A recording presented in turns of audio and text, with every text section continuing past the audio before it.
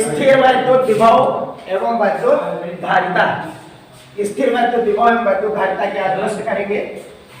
अगला प्रश्न ये है, सबसे पहले ये प्रश्न करेंगे कि वैद्युत विभव से क्या तात्पर्य है। किसी वैद्युत द्विध्रुव की अक्षीय स्थिति में किसी बिंदु पर वैद्युत विभव का सूत्र स्थापित कीजिए। तो वैद्युत विभव से क्या तात्पर्य है, क्वेश्चन ये है कि वैद्युत विभव से क्या तात्पर्य है। वैद्युत विभव, मान लिया कि यह कोई आवेश है और इस आवेश का ये कोई वैद्युत क्षेत्र है। अब इस आवेश का ये वैद्युत क्षेत्र है, यानी इस आवेश का जो प्रभाव है वो इस क्षेत्र तक है, यहाँ तक है। अगर इसके बाहर हम चले जाते हैं तो ये वाला भाग क्या कहलाता है, अनंत।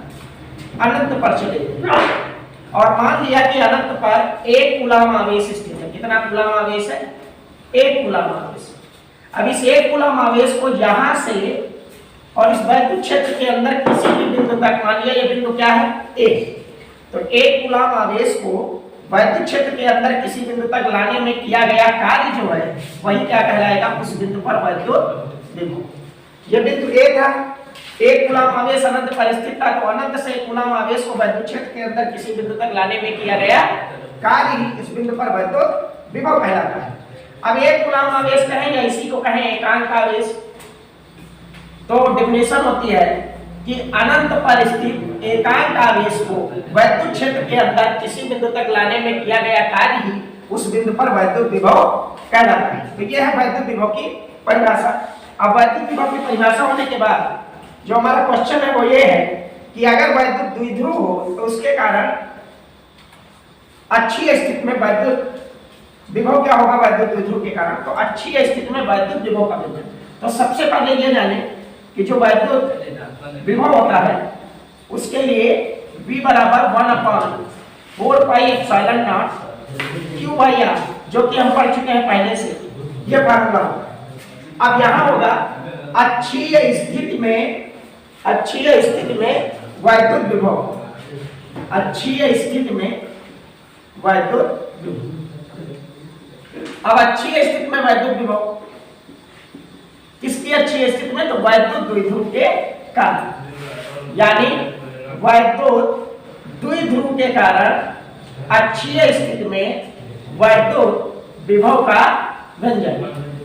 तो ध्यान से देखो, वैद्युत द्विध्रुव के कारण मान लिया कि +Q व -Q आवेश परस्पर 2l दूरी पर स्थित है, जिनसे वैद्युत द्विध्रुव AB का निर्माण होता है। अब वैद्युत द्विध्रुव AB के मध्य बिंदु O से R दूरी पर अक्षीय स्थिति में कोई बिंदु C है और C पर वैद्युत विभव ज्ञात करना, या कोई बिंदु हम P रख लें तो P पर भी वैद्युत विभव ज्ञात करते हैं। यहाँ C मान लिया है कि C बिंदु पर वैद्युत विभव ज्ञात करना है। तो अगर देखें तो +Q आवेश के कारण इस C बिंदु पर जो दूरी होगी वो कितनी हो जाएगी, तो वो हो जाएगी R+L। कैसे होगी, O से लेकर के यहाँ तक की R दूरी है और ये 2L है, तो L डिस्टेंस ये होगी और L डिस्टेंस ये होगी। तो +Q आवेश से दूरी ये वाला R और इतना L, तो R+L हो जाएगी। जबकि -Q आवेश की दूरी ये वाला R है, इसमें से ये वाला L माइनस कर दें तो ये दूरी कितनी आ जाएगी, R-L। अब अक्षीय स्थिति में वैद्युत विभव, तो मान लिया धनावेश के कारण वैद्युत विभव है V1 और ऋणावेश के कारण वैद्युत विभव है V2। V1 और V2 दो हैं। अब ये दोनों विभव जब हम लगाएंगे तो एक तो धनावेश के कारण है, दूसरा ऋणावेश के कारण है। यहाँ कोई दिशा नहीं होगी क्योंकि वैद्युत विभव कैसे राशि है, वैद्युत विभव अदिश राशि है। तो मान लिया कि -Q आवेश के कारण विभव V1 है और +Q आवेश के कारण V2 है, ऐसा मान लेते हैं। तो यहाँ पर क्या करेंगे, पहले -Q आवेश के कारण, -Q आवेश के कारण बिंदु C पर वैद्युत विभव। अब बिंदु C पर वैद्युत विभव निकालना है, बहुत ही ध्यान से देखेंगे। बिंदु C पर वैद्युत विभव है तो दो बिंदुओं के कारण है, दो आवेशों के कारण है। एक -Q के कारण मान लिया V1 है और एक +Q के कारण V2। तो यहाँ पर जो वैद्युत विभव का परिणामी आएगा वो C होगा V1 + V2। अब -Q आवेश के कारण बिंदु C पर वैद्युत विभव V1 बराबर 1/4πε0 K लिख रहे हैं। मान लिया कि यहाँ का परावैद्युता K है, y के निर्वात के लिए K को 1 कर देंगे, बाद में k की वैल्यू 1 कर देंगे। तो ये हो गया। अब यहाँ पर आवेश कितना है, तो आवेश माइनस q आवेश के कारण, तो माइनस q को चिन्ह सहित रखेंगे, क्योंकि ये वैद्युत विभव जो है एक अदिश राशि, और अदिश राशि का जब भी कैलकुलेशन करते हैं तो उसको चिन्ह सहित रखते हैं। अब माइनस q आवेश से यहाँ की दूरी कितनी हो गई, r माइनस l। तो फार्मूला वही है, v बराबर 1/4 pi epsilon naught k q by r। तो v1 1/4 pi epsilon naught k minus q r minus l। इसको हम मान लेंगे समीकरण नंबर 1। जबकि प्लस q आवेश के कारण, प्लस q आवेश के कारण बिंदु C पर, प्लस q आवेश के कारण बिंदु C पर वैद्युत विभव, तो ये आ जाएगा v2 बराबर 1/4 pi epsilon naught k medium है, आवेश कितना है प्लस q, तो माइनस q की जगह पे क्या आएगा प्लस q, और प्लस q की यहां से डिस्टेंस कितनी है r प्लस l। तो ये हो गया इक्वेशन नंबर 2। अब क्या लिखेंगे, अतः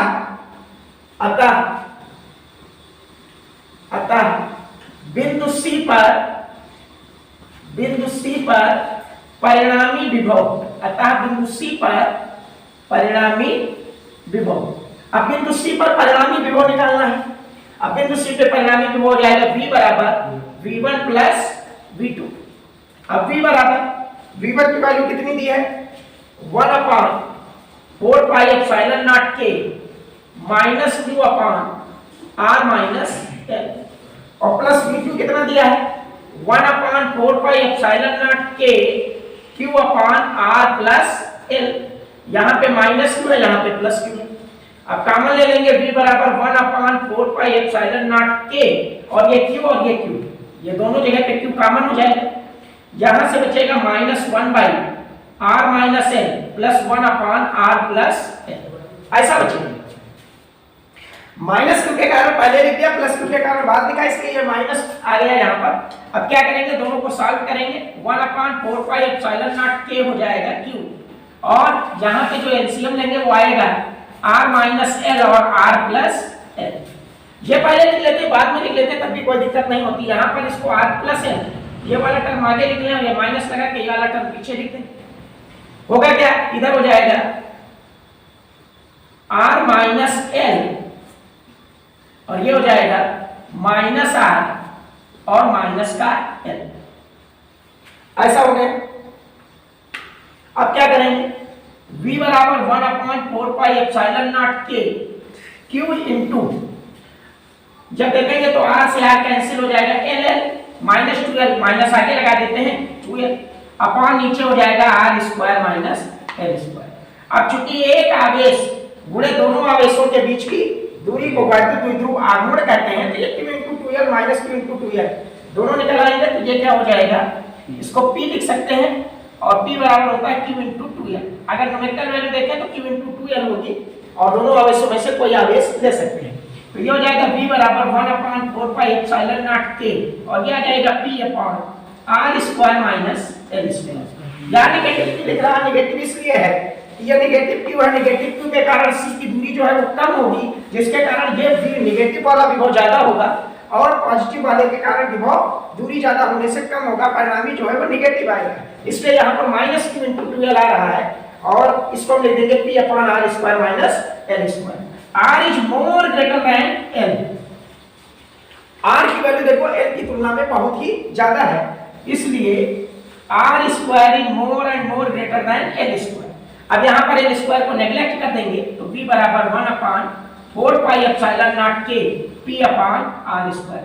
ये था अक्षीय स्थिति में वैद्युत, अक्षीय स्थिति में वैद्युत द्विध्रुव के कारण वैद्युत विभव, और इस प्रकार से ये वाला हो गया। आप बताएंगे निरक्षीय स्थिति में वैद्युत द्विध्रुव के कारण वैद्युत विभव का मान क्या होता है, तो वो हम निकालेंगे। तब तक के लिए सब लोग इसका स्क्रीनशॉट ले लीजिए, और 2 सेकंड का समय दे रहे हैं, तब तक स्क्रीनशॉट ले लो, फिर अगला क्वेश्चन कराते हैं। अगला क्वेश्चन होगा, अगला क्वेश्चन यह है कि सिद्ध कीजिए कि निरक्षीय स्थिति में किसी बिंदु पर वैद्युत द्विध्रुव द्वारा वैद्युत विभव का मान 0 प्राप्त होता है।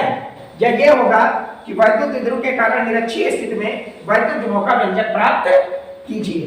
तो अक्षीय स्थिति में तो देखा किस तरह से निकल के आया और ये व्यंजक आया।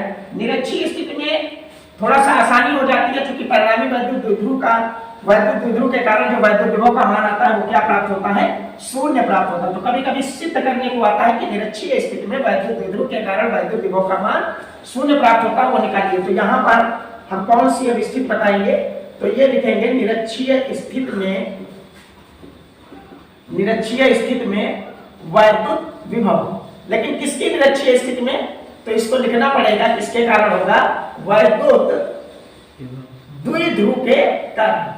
यानी वैद्युत द्विध्रुव है और वैद्युत द्विध्रुव के कारण निरक्षीय स्थिति में वैद्युत क्षेत्र की क्या निकालनी है, सॉरी वैद्युत क्षेत्र की नहीं, वैद्युत विभव निकालना है। और वैद्युत विभव का मान क्या होगा, तो वो शून्य होगा, ये सिद्ध करना है। देखेंगे कैसे, तो देख लो भैया, यहाँ पे क्या करेंगे, मान लिया ये माइनस क्यू आवेश है और यहाँ पर ये कौन सा आवेश है, प्लस क्यू आवेश है। और माइनस क्यू आवेश प्लस क्यू आवेश 2l दूरी पर स्थित है, तो इनसे क्या बन जाएगा, वैद्युत द्विध्रुव बन जाएगा AB। लेकिन वैद्युत द्विध्रुव तभी बनेगा जब दोनों आवेश परिमाण में समान होंगे, प्रकृति में विपरीत होंगे और उनके बीच की दूरी बहुत ही कम होगी। कम माने बिल्कुल बहुत ही कम होना चाहिए, बहुत ही ज्यादा कम हो। जैसे कई बार बता चुके हैं कि HCl H पे डेल प्लस और Cl पर डेल माइनस, इन दोनों प्लस माइनस के बीच की दूरी बहुत अल्प है, तो ये दोनों पॉजिटिव चार्ज जितना उतना नेगेटिव चार्ज हो गया, डिस्टेंस बहुत कम है, तो ये क्या बनाएंगे, वैद्युत द्विध्रुव। सेम उसी तरह से हम माइनस क्यू और प्लस क्यू आवेश परस्पर 2l दूरी पर है, तो ये वैद्युत द्विध्रुव का निर्माण करते हैं। अब वैद्युत द्विध्रुव का कोई मध्य बिंदु O है, उससे r दूरी पर निरक्षीय स्थिति में स्थित बिंदु C पर वैद्युत विभव का मान ज्ञात करना है। मान लिया कि प्लस क्यू आवेश के कारण C पर वैद्युत विभव V1 है, जबकि माइनस क्यू के कारण C पर वैद्युत विभव V2 है। इनकी कोई डायरेक्शन नहीं होगी, क्योंकि वैद्युत विभव एक अदिश राशि है, इसलिए कोई भी दिशा नहीं होगी। लेकिन जब हम V1 और V2 के मान रखेंगे तो उसको चिन्ह सही रखना पड़ेगा। अदिश राशियों के कैलकुलेशन में जो भी की ओर पॉजिटिव या नेगेटिव होता है उसको चिन्ह सहित रखते हैं, और जब वैद्युत क्षेत्र की तीव्रता को सॉल्व करते हैं तो दिशा को पहले देख लेते हैं, प्लस के कारण तीव्रता और माइनस के कारण तीव्रता, जिससे वहां पर जब क्यू का मान रखते हैं तो वो केवल क्यू लिखते हैं, प्लस और माइनस क्यू नहीं लिखते। तो यहाँ पर क्या करेंगे, ध्यान से देखो, इनके बीच की दूरी 2l है, तो ये वाली दूरी कितनी हो जाएगी, l, क्योंकि हमको दूरी कम पड़ेगी। बिंदु C पर वैद्युत विभव माइनस क्यू के कारण चाहिए, तो दूरी ये वाली चाहिए, ये वाली दूरी। ये सतकोण त्रिभुज है, सतकोण त्रिभुज में एक कर्ण का काम करेगा, ये लंब का और ये आधार का, तो क्या हो जाएगा, इसमें क्या करेंगे, under root r square plus l square, ये वाली डिस्टेंस होगी, और इधर की भी डिस्टेंस सेम निकल के आएगी r square plus l square. भैया ध्यान से समझो, जितना l है उतने l ये होगा, सेम डिस्टेंस आएंगे दोनों। अब क्या करेंगे, प्लस क्यू आवेश के कारण, थोड़ा तेजी से इसको लिखते हैं, प्लस क्यू आवेश के कारण बिंदु C पर तीव्रता। अब प्लस क्यू आवेश के कारण बिंदु C पर तीव्रता नहीं लिखना है, बिंदु C पर वैद्युत विभव लिखना है, वैद्युत विभव का व्यंजक निकालना है। तो वैद्युत विभव V होगा, और यहाँ पर V1 बराबर 1/4 पाई एप्सिलॉन नॉट K, और फार्मूला होगा Q/R। R का मतलब है प्लस क्यू के कारण ये वाली दूरी under root r square plus l square. इसको इक्वेशन नंबर 1 मान ले तब भी सही है। इसके तथा माइनस क्यू आवेश के कारण बिंदु C पर वैद्युत विभव, तो इसको निकालने के लिए जो भी मान निकालेंगे वो V2 आएगा, और V2 भी हो जाएगा 1/4 pi epsilon naught K minus Q, चिन्ह सहित रखेंगे, प्लस क्यू था तो प्लस का क्यू, और माइनस क्यू है तो माइनस का क्यू रखेंगे। अब प्लस के क्यू की वैल्यू हो गई तो माइनस का Q r square plus l square हो जाएगा, ये इक्वेशन नंबर 2। अब V1 और V2 दो विभव है, तो परिणामी विभव निकालने के लिए दोनों को डायरेक्ट जोड़ देंगे। अतः बिंदु C पर परिणामी विभव या कुल विभव लिख दें, परिणामी विभव क्या होगा, अतः बिंदु C पर परिणामी विभव, तो सबको पता V बराबर V1 प्लस V2 हो जाएगा। V बराबर V1 की value 1/4 pi epsilon naught K, V1 की वैल्यू है 1/4 pi epsilon naught K, Q upon under root r square plus l square, और प्लस लगाएंगे। V2 की वैल्यू है 1/4 pi epsilon naught K minus का Q upon under root r square plus l square. Same इसको solve करेंगे तो ये हो जाएगा V बराबर कुछ कॉमन है 1/4 pi epsilon naught K common ना लो, R square plus L square direct cancel out करेंगे, प्लस और माइनस माइनस कितना होता है माइनस, ये हो जाएगा 1/4 pi epsilon naught K Q upon under root R square plus L square. हुआ कि ये और ये आपस में क्या हो जाएंगे कैंसिल, तो v का मान कितना होगा 0। अतः निरक्षीय स्थिति में वैद्युत द्विध्रुव के कारण वैद्युत विभव का मान शून्य प्राप्त होता है। कितना प्राप्त होता है 0 प्राप्त होता है। यही हमको सिद्ध करना था। सिद्ध करना आ जाएगा, कोई डेरिवेशन करना आ जाएगी, v की कितनी आ जाएगी 0, यही सिद्ध करना था। ये हमारा हो गया कि निरक्षीय स्थिति में वैद्युत विभव का व्यंजक किसके कारण, वैद्युत द्विध्रुव के कारण। तो लिखकर आएगा कि वैद्युत द्विध्रुव के कारण निरक्षीय स्थिति में वैद्युत विभव का व्यंजक प्राप्त कीजिए। सबको पता है निरक्षीय स्थिति को, जब हमने वैद्युत क्षेत्र की तीव्रता निकाला था तो निरक्षीय स्थिति को बताया था। कौन सी स्थिति कहेंगे, निरक्षीय स्थिति को अनुप्रस्थ स्थिति कहते हैं, टैनवी स्थिति कहते हैं, जबकि अक्षीय स्थिति को अनुदैर्ध्य स्थिति और टैनवी स्थिति कहते थे। तो यहाँ निरक्षीय स्थिति लिखा हुआ है, इसका मतलब ये भी अनुप्रस्थ स्थिति होगा, और अक्षीय स्थिति अगर होता तो वो क्या हो जाता, अनुदैर्ध्य स्थिति। तो वैद्युत विभव का व्यंजक आ गया है, तो ये भी v का मान कितना आया है 0। ऐसा ही सिद्ध करना आता है कि सिद्ध कीजिए कि निरक्षीय स्थिति में वैद्युत द्विध्रुव के कारण वैद्युत विभव का मान 0 प्राप्त होता है। तो हमने प्राप्त कर लिया, आप लोग स्क्रीनशॉट ले लीजिए। फिर अगला क्वेश्चन करते हैं जो बहुत इंपॉर्टेंट होगा। इन दो क्वेश्चन में से कोई एक डेरिवेशन पेपर में जरूर आने चाहिए। एक हो कि अक्षीय स्थिति में वैद्युत विभव का व्यंजक और दूसरा की निरक्षीय स्थिति में वैद्युत विभव का व्यंजक जो कि 0 आया है। ठीक है, अगला क्वेश्चन देखिए क्या है। इस चैप्टर से ये दो डेरिवेशन इंपॉर्टेंट थे, दोनों हमने बता दिए हैं। अब हमने यहाँ लिखा स्थिर वैद्युत विभव वैद्युत धारिता। तो अब थोड़ा सा अगले चैप्टर पे चलते हैं, जो इंपॉर्टेंट क्वेश्चन आते हैं थोड़ा सा दीर्घोत्तरी में रहते हैं। तो उसमें देखने के लिए ये क्वेश्चन मिलेगा कि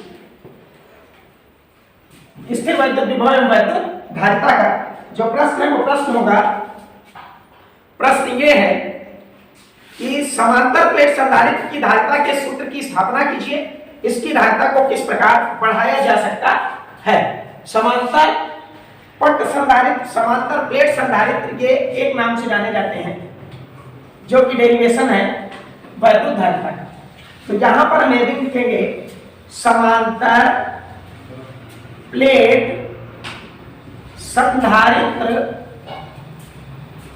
की धारिता का व्यंजक। जैसा कि पहले हमने पढ़ लिया है कि क्या होता है समांतर प्लेट संधारित्र। तो संधारित्र वो होता है, संधारित्र एक ऐसी युक्ति है जिसके द्वारा हम चालक के आकार को बिना बदले उसकी धारिता को बढ़ा सकते हैं या परिवर्तित कर सकते हैं। तो समांतर प्लेट संधारित्र की धारिता का व्यंजक प्राप्त करना है। समांतर प्लेट संधारित्र की धारिता का व्यंजक कहीं कहीं ये लिखकर आता है समांतर पट्ट संधारित्र, पट्ट संधारित्र के नाम से भी जाना जाता है। तो इसकी धारिता का व्यंजक प्राप्त करना है। तो सबसे पहले एक डायग्राम बनाते हैं, उस डायग्राम को देखते हैं। समांतर प्लेट संधारित्र है, तो समांतर प्लेट संधारित्र यहां दो प्लेटें होंगी, दोनों एक दूसरे के समांतर रखी हुई होंगी।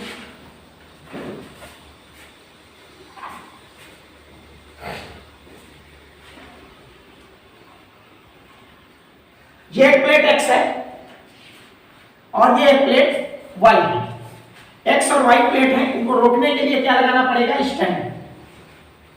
ये स्टैंड कैसे होंगे, तो ये स्टैंड जो है कुचालक स्टैंड होंगे। कुचालक इसलिए होंगे ताकि जो आदेश दिया जाए वो इनकी सहायता से नीचे न चला जाए, इसलिए स्टैंड कैसे होंगे, ये कुचालक स्टैंड होंगे। कुचालक स्टैंड है। और जो प्लेट x का संबंध करते हैं वो एक चालक तार से कर देते हैं, जिसे हम अभी कौन सा आवेश देंगे, प्लस q आवेश। और जो y प्लेट होती है इसका संबंध किससे कर दिया जाता है, पृथ्वी से कर देते हैं। इसका संबंध किससे कर देते हैं, पृथ्वी से। तो भैया समांतर प्लेट संधारित्र में क्या होता है, यहाँ पर दो प्लेट x और y होती हैं जिनके बीच की दूरी कितनी होती है, स्मॉल d होती है। तथा इनका संबंध एक कुचालक स्टैंड से कर दिया जाता है और कुचालक स्टैंड के सहारे करके इनको रोक दिया जाता है, जबकि प्लेट X का संबंध एक चालक तार से करके उसे जब +2 आवेश दिया जाता है तो वो कहां फैल जाता है, X प्लेट की पूरी सतह पर फैल जाता है, X सतह फैल जाता है। दूसरी प्लेट का संबंध पृथ्वी से होता है, लेकिन जब एक को +2 आवेश दिया जाता है तो वैद्युत प्रेरण के कारण दूसरी प्लेट पर कौन सा आवेश आ जाता है, ऋणावेश आ जाता है। अब दूसरे पर जब ऋणावेश आ जाता है, एक पर धनावेश था, वैद्युत विभव का मान कुछ और था, ऋणावेश पर है, वैद्युत विभव का मान कुछ और है। दोनों के कारण जो वैद्युत विभव का मान आएगा वो कम होगा और जैसे जैसे वैद्युत विभव का मान कम होगा C बराबर Q/V से हमको पता है कि वैद्युत विभव का मान कम होने से धारिता बढ़ जाती है। इसलिए समांतर प्लेट संधारित्र के प्लेटों के बीच जो धारिता का मान होता है वो समांतर प्लेट संधारित्र की धारिता बढ़ जाती है, चूंकि उनके बीच का विभवांतर या उनके बीच का परिणामी विभव घट जाता है, जिसके कारण संधारित्र की धारिता बढ़ जाती है। तो चलो अब ध्यान से देखते हैं कि C बराबर Q/V होता है, हमको ये फार्मूला पता है और हमने यहाँ पर +2 आवेश दे दिया है, तो क्या करें कि इसमें V का मान निकाल लें और धारिता आ जाए। तो V का मान कैसे निकालेंगे, तो ऐसा भी हमने एक बार बताया है तुमको। मान लिया कि इसके बीच में कोई परावर्तित पदार्थ होता जिसका परावर्तितांक K होता तो नीचे K लिख देते, लेकिन यहाँ पर वायु निर्वात माना जा रहा है तो वायु निर्वात के लिए K का मान 1 होता है। तो हमको पता है सबसे पहले हमको निकालना है, पहले थोड़ा सा समझो, C बराबर Q/V से C का मान निकालना है और Q चालक आवेश प्लस प्लेट को दे दिया गया है, इसलिए Q का मान हमें नोन है। तो क्या पता कर लें हम, सबसे पहले दोनों प्लेटों के बीच विभव प्राप्त कर लेते हैं, विभवांतर प्राप्त कर लेते हैं और दोनों C बराबर Q/V से मान निकालते हैं। तो दोनों प्लेटों के बीच विभवांतर निकालने के लिए क्या करेंगे, विभव निकालने के लिए क्या करेंगे, तो सबसे पहले क्या काम करेंगे, तो V निकालेंगे। अब V ऐसे डायरेक्ट नहीं निकलेगा, हमको पता है अगर दो प्लेटें हैं तो इनके बीच में वैद्युत क्षेत्र की तीव्रता निकालें। जब वैद्युत क्षेत्र की तीव्रता E पता चल जाएगी तो एक फार्मूला हम जानते हैं E बराबर V/D और इनके बीच की डिस्टेंस D है, तो उससे हमको क्या निकल के आएगा V, तो V बराबर क्या आ जाएगा ED। और जब इस तरह से V बराबर ED आ जाएगा तो V का मान मिल जाएगा, जब V का मान मिलेगा तो वैल्यू को यहाँ रख देंगे तो C का मान भी आ जाएगा। तो चलो यहाँ क्या करते हैं, मान लिया वायु निर्वात होता तो K का मान 1 होता, लेकिन मान लिया कोई अन्य मीडियम है जिसका परावर्तितांक क्या है K। चलो ठीक है, देखते हैं क्या होगा। +Q और -Q आवेश के कारण, तो यहां लिखेंगे समांतर प्लेट X व Y के मध्य वैद्युत क्षेत्र की तीव्रता E बराबर, तो वो हमको पता है दो प्लेटों के मध्य वैद्युत क्षेत्र की तीव्रता। असल में हमने एक प्लेट के पास वैद्युत क्षेत्र की तीव्रता बताई थी, तो E का मान आया था σ/2ε0 के एक प्लेट के समय। मान लीजिए धनावेशित प्लेट थी, तो इस धनावेशित प्लेट के समय आवेश वैद्युत क्षेत्र की तीव्रता दूर की ओर थी और इसका मान कितना था E1। लेकिन एक पास में प्लेट रख दी जाए ऋणावेशित होगी, तो ऋणावेशित के कारण तीव्रता की दिशा सदैव आवेश की ओर होती है, तो E2 भी इसी दिशा में आ जाएगा और यहाँ पर वैल्यू उतनी हो जाएगी σ/2ε0 की। तो कुल परिणामी तीव्रता E बराबर डायरेक्शन सेम होगी E1 + E2, तो E बराबर आता है σ/2ε0 के प्लस σ/2ε0 के और कुल मिला के E की वैल्यू आती है σ/ε0 के। यहाँ पर ये देखना जरूरी था कि अगर दो प्लेटें हैं धनावेशित ऋणावेशित या कोई भी दो प्लेट है तो इनके बीच में जो वैद्युत क्षेत्र की तीव्रता है यहाँ, तो वो कितनी आई है E बराबर σ/ε0 के। तो यहाँ हम डायरेक्ट इस वैल्यू को यूज करेंगे, पूरा डेरिवेशन करने की यहाँ पर जरूरत नहीं है। तो हमको पता है कि दोनों प्लेटों के मध्य जो वैद्युत क्षेत्र की तीव्रता होती है वो होती E बराबर σ/ε0 के, ये होगी। अब चूंकि E पता चल गया तो हमने बताया V पता करना है, चूंकि हमको पता करना है C, तो हम क्या करेंगे यहाँ पे लिखेंगे चूंकि E बराबर V/D, इसलिए V बराबर E × D। अब V बराबर ED हो गया, तो V बराबर ED, E का मान है σ/ε0 के। इसका मतलब E बराबर सिग्मा क्या होता है, चूंकि सिग्मा बराबर होता है Q/A। एक लाइन और इसको सॉल्व कर लेते हैं, Q/A के, ये हो जाएगा E का मान। अब E का ये वाला मान रख देंगे Q/A के और इनटू क्या हो गया D। अब V पता चल गया हमको, तो क्या लगाएंगे फिर से, चूंकि C बराबर वैद्युत धारिता बराबर Q/V, इसलिए C बराबर Q की वैल्यू Q और V की वैल्यू हो जाएगी Q upon A epsilon naught K into D। Q और Q क्या हो गया, cancel. A epsilon naught K पलट के कहां चला जाएगा, ऊपर, तो C बराबर हो जाएगा A epsilon naught K upon D। और यही है समांतर प्लेट संधारित्र या समांतर पट्ट संधारित्र की धारिता का व्यंजक। C बराबर A epsilon naught K upon D, जहां माध्यम का परावर्तकांक कितना है, K, तो C बराबर A epsilon naught K upon D। कभी-कभी ये क्वेश्चन आता है, इसी में क्वेश्चन जुड़ा रहता है कि समांतर प्लेट संधारित्र की धारिता का व्यंजक प्राप्त कीजिए तथा क्या बताइए कि इसकी धारिता किन बातों पर निर्भर करती है। तो यहाँ पर भी तीन चीजें देखिए इसके फार्मूले में आ गई हैं। A epsilon naught K upon D, epsilon not को कहते हैं निर्वात की वैद्युतशीलता और इसका मान फिक्स होता है 8.85 × 10⁻⁻12, और जबकि A, K और D ये हर एक संधारित्र के लिए अलग अलग हो सकते हैं। जैसे A का मान, प्लेटों का क्षेत्रफल ज्यादा हो सकता है, प्लेटों का क्षेत्रफल कम हो सकता है, डिस्टेंस उनके बीच की ज्यादा हो सकती है, उनके बीच की डिस्टेंस कम हो सकती है, माध्यम उनके बीच के डिफरेंट हो सकते हैं। तो यानी C जो है वो तीन बातों पर निर्भर करेगी। अगर कोई पूछे C किन बातों पर निर्भर करती है तो C directly proportional to A। पहला चीज तो ये है, अगर प्लेटों के बीच की क्षेत्रफल ज्यादा होगा तो संधारित्र की धारिता भी ज्यादा होगी, इसलिए C directly proportional to A है, C अनुक्रमानुपाती A है। दूसरा यहाँ पे देखें तो C अनुक्रमानुपाती K है, और तीसरा देखें तो C अनुक्रमानुपाती 1/D है या C व्युत्क्रमानुपाती D है। अगर अनुक्रमानुपाती तो 1/D, अगर व्युत्क्रमानुपाती तो C व्युत्क्रमानुपाती केवल D कहेंगे, ठीक है। तो ये हो गया। तो इन तीन बातों पर निर्भर करती है वैद्युत क्षेत्र की, तीन बातों पर निर्भर करती है संधारित्र की वैद्युत धारिता। तो ये हो गया आपका डेरिवेशन। तब तक सभी लोग इसका स्क्रीनशॉट ले लो, फिर अगला क्वेश्चन देखते हैं। अभी अगला क्वेश्चन देखेंगे कि T मोटाई तथा K परावैद्युत वाले पदार्थ से आंशिक रूप से भरे एक समांतर प्लेट संधारित्र की धारिता के लिए व्यंजक व्युत्पन्न कीजिए। अब ये मोस्ट इंपॉर्टेंट क्वेश्चन है, जितने भी क्वेश्चन आज बताए हैं सबसे ज्यादा मोस्ट इंपॉर्टेंट क्वेश्चन देखा जाए तो ये है समांतर प्लेट संधारित्र की धारिता का व्यंजक प्राप्त कीजिए। तो या तो ये पेपर में आएगा यूपी बोर्ड में इस बार, और अगर ये नहीं आया तो इसके बाद जो बताने जा रहे हैं वो आएगा, दो में से एक आना है। तो यूपी बोर्ड 2023 में एक तो ये प्रश्न होगा, और अगर ये नहीं है तो ये होगा कि समांतर प्लेट संधारित्र की धारिता का व्यंजक तब ज्ञात कीजिए जब इनके बीच में कोई ना कोई परावैद्युत पदार्थ आंशिक रूप से रखा हुआ हो। तो अगला डेरिवेशन वही बताएंगे, वो डेरिवेशन भी बहुत इंपॉर्टेंट है। चलते हैं अगला देखते हैं डेरिवेशन। अगला डेरिवेशन ये रहेगा, चलो फिर से चित्र बनाते हैं। डेरिवेशन ये है कि जब समांतर प्लेट संधारित्र की प्लेटों के मध्य कोई परावैद्युत पदार्थ आंशिक रूप से रखा, तो ये प्लेट X थी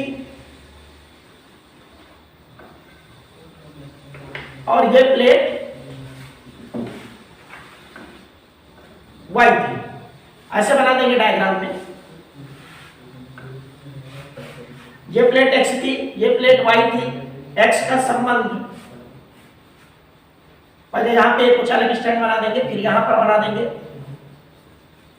फिर Y का संबंध पृथ्वी से कर दिए थे, X का संबंध एक चालक तार से करके उसे +Q आवेश दिया गया था, इनके बीच की दूरी D थी। लेकिन अब क्या हुआ कि इनके बीच में एक परावैद्युत पदार्थ रखा हुआ है। उस परावैद्युत पदार्थ की मोटाई कितनी है, जो परावैद्युत पदार्थ रखा गया है उसकी मोटाई है मान लिया T। इस परावैद्युत पदार्थ की मोटाई कितनी है, परावैद्युत पदार्थ की मोटाई T है, जबकि इसका परावैद्युतांक क्या है, K। अब जब +Q आवेश इस प्लेट को देंगे तो पूरे भर में +Q हो जाएगा, और वैद्युत प्रेरण के कारण Y प्लेट कैसी हो जाएगी, नेगेटिव हो जाएगी। सेम उसी तरह से यह डेरिवेशन होगा, लेकिन इस डेरिवेशन में देखें तो दो बातें ध्यान से देखेंगे कि इनके बीच में जब कोई परावैद्युत पदार्थ रख दिया गया जिसका परावैद्युतांक K है, तो इसका मतलब यही है आंशिक रूप से रखा हुआ है। आंशिक रूप से मतलब थोड़े भाग में रखा हुआ, थोड़ा भाग खाली। तो जो भाग यहाँ खाली होगा उसको वायु या निर्वात मानेंगे, और यहाँ पर K की वैल्यू कितनी हो जाएगी, 1। मान लेंगे कि इनके बीच में जो भाग है वो क्या है, वायु। तो एक तो यहाँ पर वायु के कारण, वायु वाले भाग के कारण वैद्युत क्षेत्र की तीव्रता और वैद्युत विभव होगा। दूसरा इस प्लेट के कारण, इस परावैद्युत पदार्थ के कारण भी यहाँ पर क्या होगा, वैद्युत क्षेत्र की तीव्रता। तो ये वायु या निर्वात के कारण होगा नहीं कहेंगे, वायु या निर्वात में भी होगा वैद्युत विभव, और दूसरी चीज यहाँ पर इस परावैद्युत पदार्थ के कारण भी होगा वैद्युत विभव। तो जब दो वैद्युत विभव हो जाएंगे तो दोनों को निकालेंगे और V बराबर क्या करेंगे, V1 प्लस V2। चूंकि हमको पता, फिर थोड़ा सा समझते हैं, C बराबर क्या निकालना, Q अपान V। Q चार्ज हमने दे दिया है तो Q हमको पता है, C हमको निकालना है, तो हम क्या निकालेंगे, V। इनके बीच में परिणामी विभव, परिणामी विभव डायरेक्ट नहीं निकाल पाएंगे, सबसे पहले निकालेंगे वैद्युत क्षेत्र की तीव्रता। तो वैद्युत क्षेत्र की तीव्रता इस खाली भाग में कितनी होगी और प्लेट के कारण कितनी होगी, जब वो पता चल जाएगी तो उन्हीं के कारण V1 और V2 आएंगे, दोनों को ऐड कर देंगे तो क्या निकल आएगा, V। तो चलो चलते हैं क्रम से एक एक डेरिवेशन के एक एक स्टेप को आसानी से समझते हैं। पहले ध्यान से समझें, पहले ध्यान से ये समझेंगे कि मान लिया कि जो खाली भाग है जिसमें ये आंशिक रूप से रखा है, उसके अलावा जो भाग है उसमें वैद्युत क्षेत्र की तीव्रता कितनी होगी, तो हम कहेंगे कि d माइनस टी भाग में, कितने भाग में, d माइनस टी भाग में, d माइनस टी भाग कहां से आ गया, पूरा भाग d था, इतना भाग t हो गया, तो इधर और इधर का मिला के d माइनस टी बचेगा। भाई पूरी दूरी d है, इतनी मोटाई t हटा दिया तो बाकी भाग d माइनस टी होगा। तो d माइनस टी भाग में वैद्युत क्षेत्र की तीव्रता क्या हो जाएगी बताओ, E बराबर सिग्मा अपान, अभी बताए थे, एप्सिलॉन नॉट के, पर d माइनस टी भाग में वायु या निर्वात माना जा सकता है, इसलिए k का मान क्या होगा, 1। तो k का मान 1 होगा, इसलिए यहाँ k का मान 1 रखेंगे, और चूंकि सिग्मा बराबर क्या था, q अपान a, इसलिए ये हो जाएगा E1 बराबर q upon a epsilon not. अब E1 पता हो गया, अब E1 पता है तो V1 निकाल लेते हैं। तो अभी हमने बताया था कि चूंकि E बराबर होता है, चूंकि E बराबर होता है V अपान D, तो यहां से देखें तो V बराबर क्या हो जाएगा, ED। तो इसलिए V1 बराबर हो जाएगा E1 इंटू D, लेकिन D यहाँ क्या है, D कितने भाग में है, तो यहाँ पे D माइनस T भाग रखना होगा, D नहीं हो पाएगा क्योंकि D टोटल डिस्टेंस थी और इसमें T मोटाई की, T थिकनेस का एक डाइलेक्ट्रिक मटेरियल आ गया है जिसका डाइलेक्ट्रिक कांस्टेंट K है, तो इसका जो बचा हुआ भाग होगा वो D माइनस T होगा। तो V1 equals to E1 into D minus T। अब E1 की वैल्यू कितनी है यहाँ, Q upon A epsilon naught D minus T, ये मान किसका आ गया, ये मान आ गया V1 का। इसी प्रकार परावैद्युत पदार्थ के कारण वैद्युत क्षेत्र की तीव्रता, परावैद्युत पदार्थ के कारण वैद्युत क्षेत्र की तीव्रता E2 बराबर E2। अब E2 फिर उसी तरह से लगाएंगे, प्लेट वही है तो यहाँ भी हो जाएगा sigma upon epsilon naught K।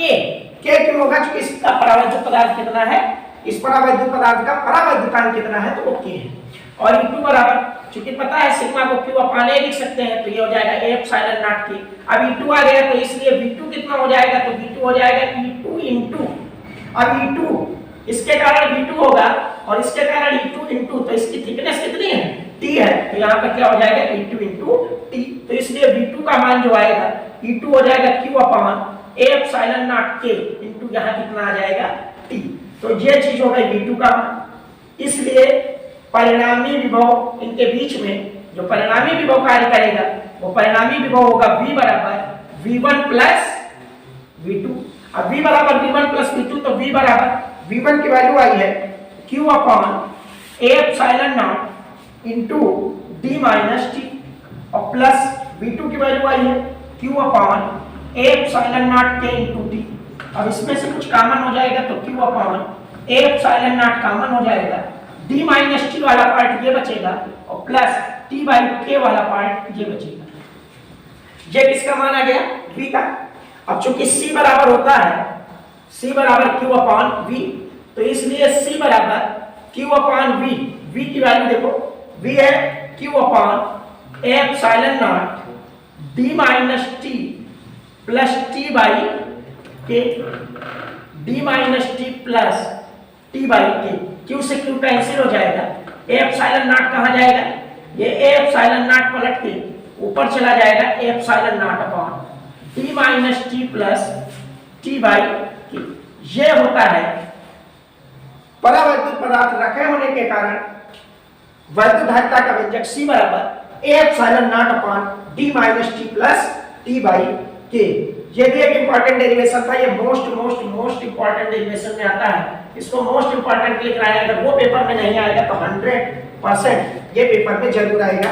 ये होता है, इसको अगर चाहे तो ऊपर लिख सकते हैं, समांतर प्लेट संधारित्र की धारिता का व्यंजक, संधारित्र की धारिता का व्यंजक जब प्लेटों के बीच में, जब प्लेटों के बीच में कोई परावैद्युत पदार्थ आंशिक रूप से रखा हो, कोई परावैद्युत पदार्थ आंशिक रूप से रखा। सबको पता है कि परावैद्युत पदार्थ वो होते हैं, रूप से परावैद्युत पदार्थ वो होते हैं जिनमें धारा का प्रवाह या आवेश का प्रवाह सुगमता से नहीं होता, अर्थात कागज है, मोम है, कुछ भी होगा, वो क्या हो जाएंगे, परावैद्युत पदार्थ हो जाएंगे और उनका एक परावैद्युतांक भी होगा। तो ये इस क्वेश्चन का ये डेरिवेशन कंप्लीट हो गया। इस प्रकार से अब अगला जो है डेरिवेशन जो होगा वो बाद में बताएंगे। इसके बाद तो अब किसी गोलीय संधारित्र की धारिता के लिए व्यंजक प्राप्त कीजिए, तो वो बाद में बताएंगे। तब तक के लिए भैया अब बताएंगे आवेशित चालक की स्थितिज ऊर्जा। अब इसको देखो, आवेशित चालक की स्थितिज ऊर्जा, यह आवेशित चालक की स्थितिज ऊर्जा क्या है? तो पहले तो इसकी परिभाषा होगी। आवेशित चालक की स्थितिज ऊर्जा, किसी भी चालक को आवेशित करने में किया गया कार्य ही आवेशित चालक की स्थितिज ऊर्जा कहलाता है। ये कह सकते हैं कि किसी भी चालक को आवेशित करने में किया गया कार्य ही उसकी स्थितिज ऊर्जा के रूप में संचित हो जाता है और इसे ही कहते हैं आवेशित चालक की स्थितिज ऊर्जा। यहाँ इसका फार्मूला, एक सूत्र भी निकलता है कि आवेशित चालक की जो स्थितिज ऊर्जा होती है वो C और B के पदों में 1/2CV² आती है, या Q और C के पदों में आती है तो 1/2Q² C हो जाता है, और इसी तरह से निकालेंगे तो 1/2VQ भी हो जाता है। तो क्या करेंगे, आवेशित चालक की स्थितिज ऊर्जा, तो उसका एक तो है डेरिवेशन ऐसे करना और दूसरा है ग्राफीय विधि से उसका डेरिवेशन होता। तो यहाँ पर हम बता रहे हैं पहले कि मान लिया कोई एक चालक है, पहले इसको समझो, इस चालक पर पहले आवेश Q था तो जिसके कारण इस पर विभव भी शून्य था। अब जैसे जैसे इस पर जब Q का मान शून्य था, आवेश शून्य था तो विभव शून्य था, जैसे जैसे इस पर प्लस Q का मान देना शुरू किए वैसे वैसे V का मान भी बढ़ना शुरू हो गया, और जैसे जैसे V का मान बढ़ता गया तो हम ये भी कह सकते थे वैसे वैसे हम Q की वैल्यू भी बढ़ती चली गई।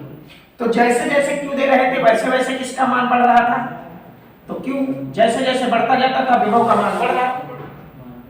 तो अगर इस हिसाब से देखा जाए तो पहले भी हमने बताया कि Q बराबर ये क्या हो जाता है, CV के बराबर हो जाता है, लेकिन यहाँ पर जो C को वैद्युत धारिता थी तो ये तो फार्मूला आपको ध्यान ही रखना है इसके डेरिवेशन। लेकिन पहले इसके पास आवेश कितना था, 0, तो विभव क्या था, 0 रहा होगा। धीरे धीरे धीरे एक समय आया कि इस पर आवेश कितना हो गया, Q, और यहाँ पर विभव कितना हो गया, V। तो कहने का मतलब ये है कि जिस समय आवेश बढ़ करके Q हुआ है उस समय विभव 0 से बढ़ करके V हो गया है। तो इस पर अगर देखा जाए कि औसत विभव कितना हुआ है, तो भैया औसत विभव की अगर बात करें तो चूंकि विभव पहले प्रारंभ में कितना था, 0 था, बाद में कितना हो गया, V हो गया। तो औसत निकालने के लिए प्रारंभिक मान प्लस अंतिम मान बटा 2 कर देते हैं, औसत आ जाता है। तो यह औसत विभव जो आएगा उस औसत विभव का मान हो जाएगा V/2। अब औसत विभव का मान V/2 होगा, आवेश कितना है, Q है।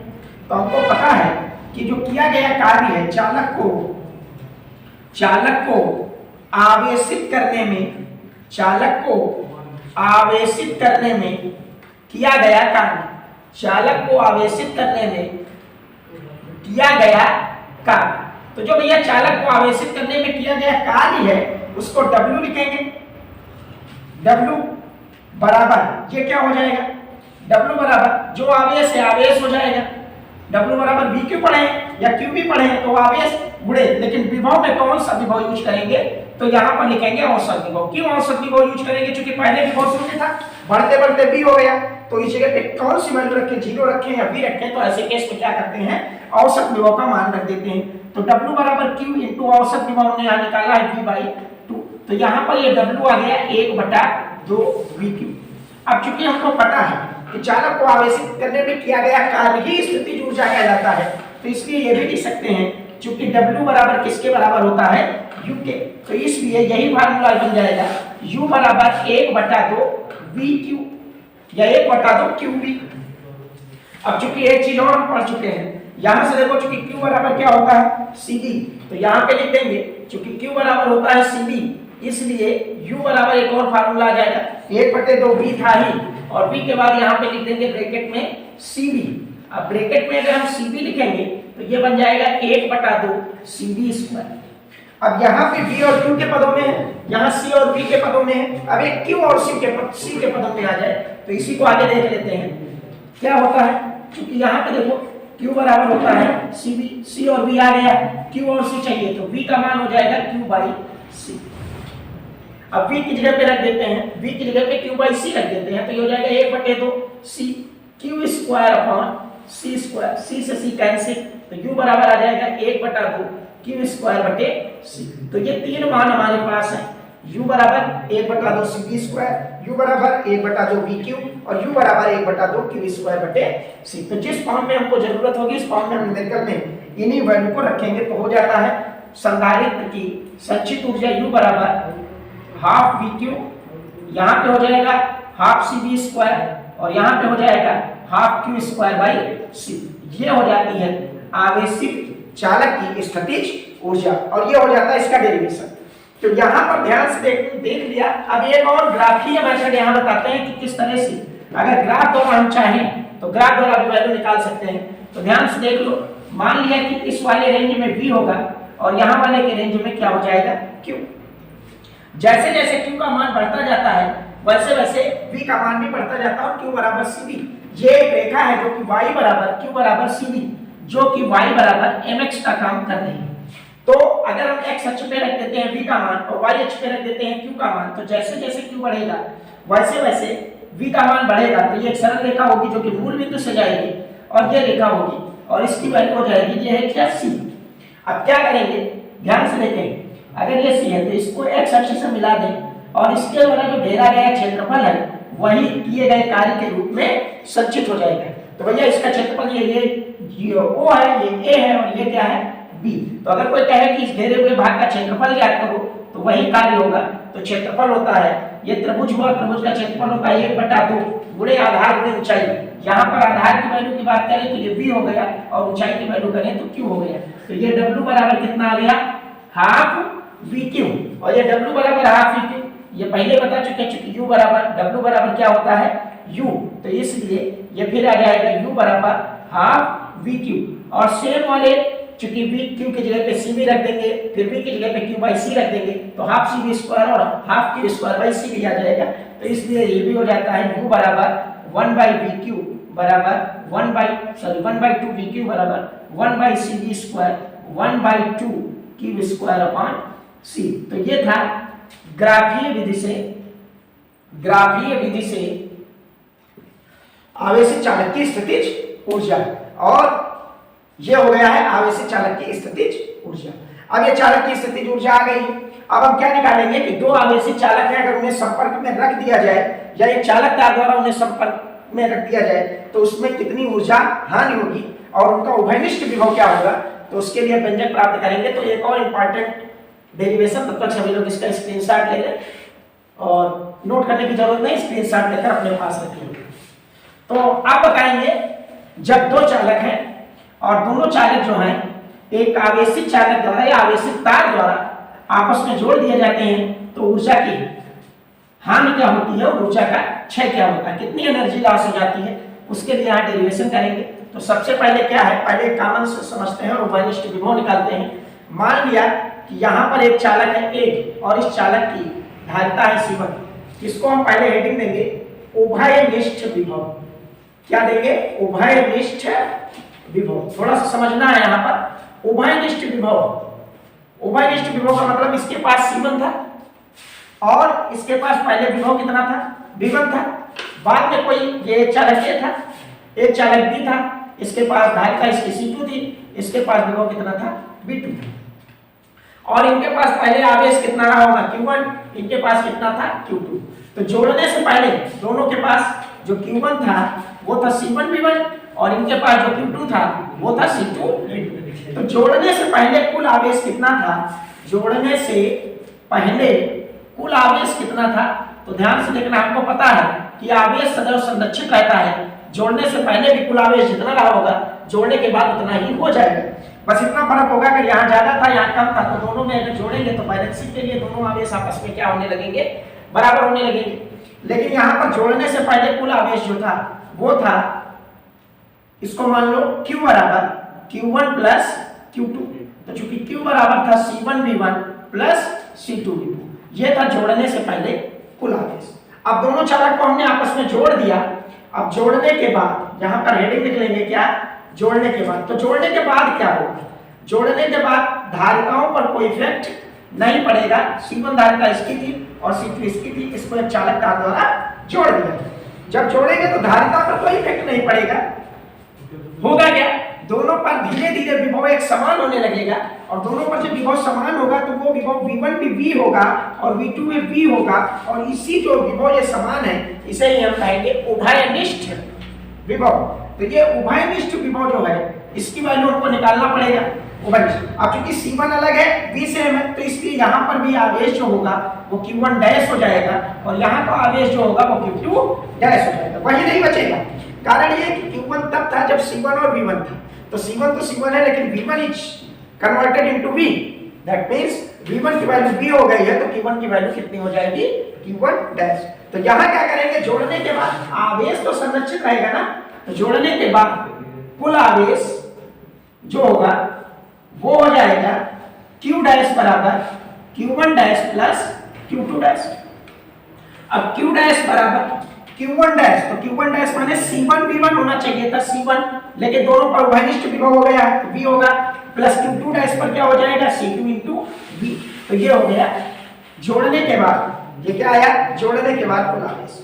अब हमको पता है जोड़ने से पहले कुल आवेश जो था, जोड़ने के बाद भी, जोड़ने से पहले कुल आवेश बराबर जोड़ने के बाद कुल आवेश। जो जोड़ने से पहले कुल आवेश था और जो जोड़ने के बाद कुल आवेश है, ये दोनों आपस में क्या हो जाएंगे, जुड़ जाएंगे।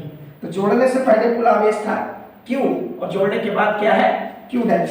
तो Q की वैल्यू कितनी थी, C1 V1 plus C2 V2 और जोड़ने के बाद जो वैल्यू आई वो कितनी है, C1 V plus C2 V। होगा क्या, इसमें से भी कॉमन ले लेंगे तो C1 V1 plus C2 V2 equals to C1 plus C2 और इनको ब्रैकेट में क्या आ जाएगा V। अब V उभयनिष्ठ विभव है तो V की वैल्यू आ जाएगी C1 V1 plus C2 V2 upon C1 plus C2। अब ध्यान से यहाँ समझना, V बराबर C1 V1 plus C2 V2 upon C1 plus C2। जब हम ऊर्जा मान निकालेंगे तो उसमें आपको उभयनिष्ठ विभव के व्यंजक की जरूरत पड़ेगी। वहां पर हम किस व्यंजक का प्रयोग करेंगे, जहां पर लिखा होगा V बराबर C1 V1 plus C2 V2 upon C1 plus C2। अगर ध्यान से देखा जाए तो C1 V1 plus C2 V2 जो था वो Q1 और Q2 के बराबर था, यानी जोड़ने से पहले जो कुल आवेश है वो C1 V1 plus C2 V2 है। तो इसको ये भी लिख सकते हैं, इसलिए उभयनिष्ठ विभव बराबर, उभयनिष्ठ विभव बराबर कुल आवेश, क्योंकि ये Q1 है और ये Q2 है तो जोड़ने से पहले जो कुल आवेश था वही जोड़ने के बाद ही कुल आवेश, तो उसको हम कुल आवेश लिख सकते हैं बटे नीचे C1 प्लस C2 का मतलब हो गया कुल धारिता। तो ये भी लिख सकते हैं कि उभयनिष्ठ विभव जो निकालना होता है वो कुल आवेश अपन कुल धारिता के बराबर होता है। तो ये हमारा डेरिवेशन हो गया। यहाँ से हमको एक चीज इंपॉर्टेंट रूप से ये याद रखनी है कि V बराबर C1 V1 plus C2 V2 upon C1 plus C2 उभयनिष्ठ विभव का। अब हम आगे डेरिवेशन पर बढ़ते हैं, तब तक सभी लोग इसका स्क्रीनशॉट ले लेंगे। था उभयनिष्ठ विभव कि उभयनिष्ठ विभव का व्यंजक किस प्रकार प्राप्त करेंगे, तो ये हो गया। अब अगला हम ये बताएंगे कि चालक तार, दो चालक है उनको एक चालक तार द्वारा जोड़ दिया जाता है तो उसमें ऊर्जा हानि या ऊर्जा का क्षय कितना होगा। तो चलते हैं उस डेरिवेशन पर, और वो डेरिवेशन सबसे आज का अंतिम डेरिवेशन होगा और उसके बाद ये चैप्टर समाप्त हो जाएगा। फिर आगे से अगले चैप्टर को हम पढ़ाएंगे। जो भी इंपॉर्टेंट प्रश्न है वो सब हम बता दे रहे हैं, उनको देख लो। ये इंपॉर्टेंट प्रश्न की जो एक श्रृंखला चल रही है, इसी में से प्रश्न बोर्ड परीक्षा में पूछे जाएंगे और बहुत ही इंपॉर्टेंट सीरीज है। सभी लोग इसको ध्यान से देखें और उसके बाद एक बार प्रैक्टिस करें सब क्लियर हो जाएगा। अब है कि दो चालकों को आपस में तार द्वारा जोड़ने पर ऊर्जा हानि कहें, क्षय कहें या ह्रास कहें, कुल मिला के यहां पर एनर्जी लॉस कितनी होगी यह हमको निकालना है। तो ध्यान से देखो, यहां पर बहुत ही आसानी से डेरिवेशन थोड़ा सा लेती है, आराम से देखते हैं। यहां पर ये क्या था, ये चालक तार ए था, सॉरी ये चालक था ए और ये चालक था बी। तो जोड़ने से पहले दोनों ये कैसी स्थिति में थे, ये कौन सी स्थिति है, ये स्थिति है जोड़ने से पहले। तो जोड़ने से पहले चालक ए था, चालक बी था, इसकी धारिता C1 थी और इसका विभव V1 था। इस पर आवेश कुल देखो तो Q1 था, इसकी धारिता C2 थी, इस पर विभव V2 था और इस पर आवेश अगर पूछो तो Q2 था। तो जोड़ने से पहले ये था, लेकिन हमको जोड़ने पर ऊर्जा हानि बतानी है। तो डायरेक्ट हम ये कह सकते हैं कि Q1 लिखें या ना लिखें, पहले वाले चालक की जोड़ने से पहले जो ऊर्जा थी वो U1 बराबर 1/2 C1 V1 स्क्वायर, क्योंकि हमको पता है U बराबर हाफ CV स्क्वायर, जो कि पिछले डेरिवेशन में हमने बताया है, उसी U1 को रखेंगे हाफ C1 V1 स्क्वायर। और दूसरा चालक की जो ऊर्जा होगी U2 बराबर वो हो जाएगी हाफ C2 V2 स्क्वायर। तो जोड़ने से पहले कुल ऊर्जा जो होगी U बराबर वो हो जाएगी U1 प्लस U2। तो यहाँ पे हो जाएगी U बराबर U1 का मतलब 1/2 C1 V1 square plus 1/2 C2 V2 square. तो 1/2 या 1/2 कॉमन ले लेंगे तो ये आ जाएगी C1 V1 square plus C2 V2 square. इसको समीकरण नंबर हम क्या मान लेंगे, ए। ये क्या है, जोड़ने से पहले कुल ऊर्जा। अब क्या करेंगे, जोड़ने के बाद अब दोनों को जोड़ देंगे। तो जोड़ने के बाद, अब जोड़ने के बाद की स्थिति को ध्यान से समझो। ये चालक तार था, इसको सॉरी ये एक चालक ए था और ये एक चालक बी था, इसको हमने चालक तार द्वारा जोड़ दिया। जब जोड़ोगे तो धारिता पर कोई प्रभाव नहीं पड़ेगा, C1 C2 रहेगा, लेकिन जो विभव है जोड़ देने पर वो दोनों पर विभव क्या हो जाएंगे, उभयनिष्ठ विभव। अभी बताया है पहले, ये उभयनिष्ठ विभव हो जाएगा। तो जब उभयनिष्ठ विभव होगा तो यहाँ पर अगर हम देखें तो जोड़ने के बाद जो ए पर ऊर्जा होगी उसको लिख ले रहे हैं U1 डैश।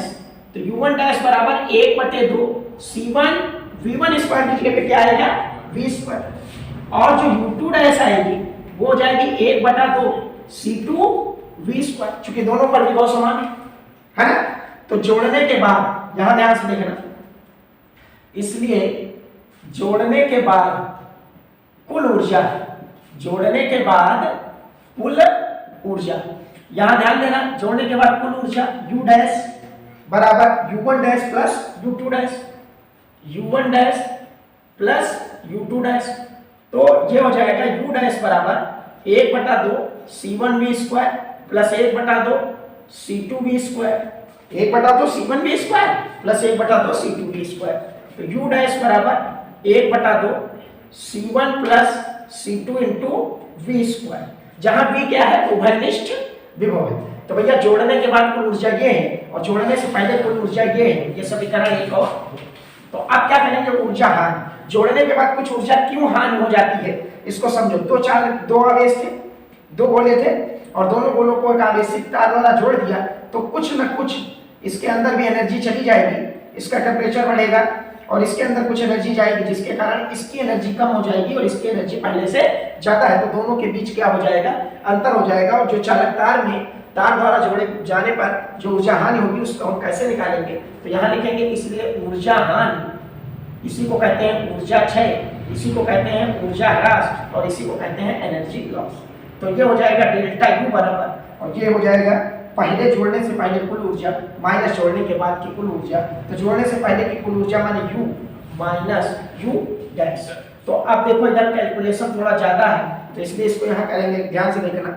U बराबर कितना है, डेल्टा U बराबर, U की वैल्यू है 1/2 C1 V1 square plus C2 V2 square minus U dash की वैल्यू है 1/2 C1 प्लस C2 और यहाँ पर क्या हो जाएगा V स्क्वायर। तो पूरे बार में देखें तो डेल्टा U बराबर 1/2 कॉमन है, ये बचेगा C1 V1 square plus C2V2 minus C1 plus C2 into V²। अब यहाँ पर क्या करेंगे, हमने अभी बताया था कि ध्यान रखना उभयनिष्ठ विभव का एक मान होता है, उसको यूज करेंगे। चूंकि V बराबर पहले बता चुके हैं C1V1 plus C2V2 upon C1 plus C2 होता है, उसी मान को यहाँ रखेंगे। तो ये क्या हो जाएगा, इसलिए डेल्टा, इसलिए भैया ध्यान से देखना, डेल्टा U बराबर 1/2 करेंगे, C1V1 स्क्वायर करेंगे प्लस C2V2 स्क्वायर करेंगे माइनस C1 प्लस C2 आ जाएगा, V स्क्वायर को V का मान है C1V1 प्लस C2V2, तो स्क्वायर लगा है तो ऊपर का स्क्वायर अलग कर लेते हैं, और नीचे C1 प्लस C2 भी है तो पूरी वैल्यू है स्क्वायर है, तो ये भी हो जाएगा, ये डबल से कैंसिल हो जाएगा। अब यहाँ ध्यान से देखना, कैलकुलेशन की जरूरत है। डेल्टा U बराबर 1/2, इसके नीचे क्या मानेंगे, 1 मानेंगे, और एलसीएम के तौर पे नीचे क्या आ जाएगा, C1 प्लस C2, ये एलसीएम आ जाएगा। अब C1 प्लस C2 का इधर मल्टीप्लाई और 1 का इधर, 1 से इधर करेंगे तो कोई इफेक्ट नहीं पड़ेगा, लेकिन C1 प्लस C2 से इधर मल्टीप्लाई करना पड़ेगा। C1 का जब मल्टीप्लाई करोगे तो ये होगा C1 square V1 square plus C1 C2 V2 square, plus जब C2 से करोगे तो ये हो जाएगा C1 C2 V1 square plus C2 square और V2 स्क्वायर।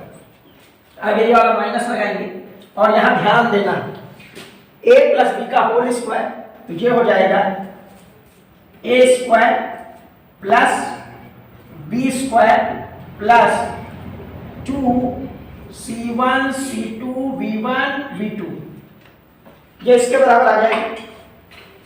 फिर से ध्यान दीजिए, C1 V1 C1 square V1 square plus C2 square V2 square plus 2C1 V1 C2 V2 होना चाहिए, उसको हमने लिख दिया 2C1 C2 V1 V2, multiply में कोई दिक्कत नहीं होगी। अब चलते हैं अगले स्टेप में, तो डेल्टा U बराबर 1/2, इसी के साथ में लिख लो C1 प्लस C2। अब विदिन ब्रैकेट बहुत ध्यान से देखना है, जो हो जाएगा C1 square V1 square plus C2 square V2 square plus यहाँ पे आएगा C1 C2 V1 square plus C2 square V2 square, और कुछ छूट गया क्या, छूट गया C1 C2 V2 square, C1 C2 V2 square plus C1 C2 V1 square plus C2 square V2 square minus C1 square V1 square minus, सब अंदर minus हो जाएंगे, C2 square V2 square minus 2C1 C2 V1 V2, ऐसा है। अब C1 square V1 square, C1 square V1 square, C2 square V2 square और C2 square V2 square, ये आपस में कैंसिल हो जाएंगे। तो डेल्टा U बराबर 1/2 ब्रैकेट में C1 प्लस C2। अब देखो यहाँ C1 C2 V2 square, C1 C2, यहाँ पर भी C1 C2, तो कॉमन क्या हो जाएगा, C1 और C2। अब बचेगा क्या, तो यहाँ से बचेगा V2 स्क्वायर, यहाँ से बचेगा प्लस का V1 स्क्वायर, और यहाँ से बचेगा माइनस का C1 C2 निकलने के बाद 2V1 V2। अब ये हो गया डेल्टा U बराबर C1 C2 upon 2 C1 plus C2, और ये हो गया a square plus b square minus 2ab V1 minus V2 का होल स्क्वायर, इसको हम करें, और चाहे इसको हम चाहें तो कर सकते हैं V2 माइनस V1 का होल स्क्वायर, तो यहाँ लिख दिया जाता है V1 माइनस V2 का होल स्क्वायर। इसका मतलब यही है ऊर्जा ह्रास का व्यंजक। डेल्टा U बराबर C1 C2 upon 2 within bracket C1 plus C2 into V1 minus V2 का होल स्क्वायर, और ये था दो चालकों को आपस में तार द्वारा जोड़ने पर ऊर्जा हानि क्षय या ऊर्जा ह्रास, इस तरह आएगा। ऊर्जा हानि तब भी यही, ऊर्जा क्षय तब भी यही, और ऊर्जा ह्रास तब भी यही करेंगे, और ये एनर्जी लॉस हो जाएगा। तो ये आया डेल्टा U। इस पर बहुत ही न्यूमेरिकल आते हैं, तो इसको याद रखना भी जरूरी है, और किस तरह से हम इसको सॉल्व करेंगे इस प्रक्रिया को भी समझना जरूरी है। तो यहाँ पर उभयनिष्ठ विभव का व्यंजक आया था, क्या था, V बराबर C1 V1 plus C2 V2 upon C1 plus C2, ये बहुत ही इंपॉर्टेंट है। इसी का हमने पुराने से यूज किया है उभयनिष्ठ विभव से, और इस व्यंजक को सॉल्व किया है। कैलकुलेशन करने पर जो ऊर्जा हानि का व्यंजक आया है वो आया है डेल्टा U बराबर C1 C2 upon 2 C1 plus C2 into V1 minus V2 का होल स्क्वायर, और ये बहुत ही इंपॉर्टेंट है।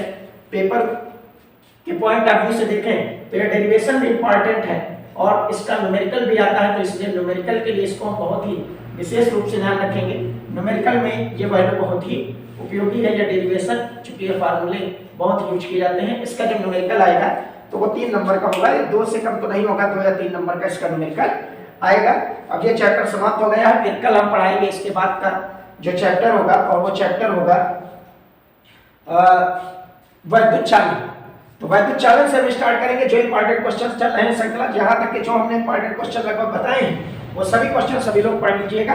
ज्यादा से ज्यादा क्वेश्चन इसमें पेपर में आएंगे। तब तक के लिए धन्यवाद।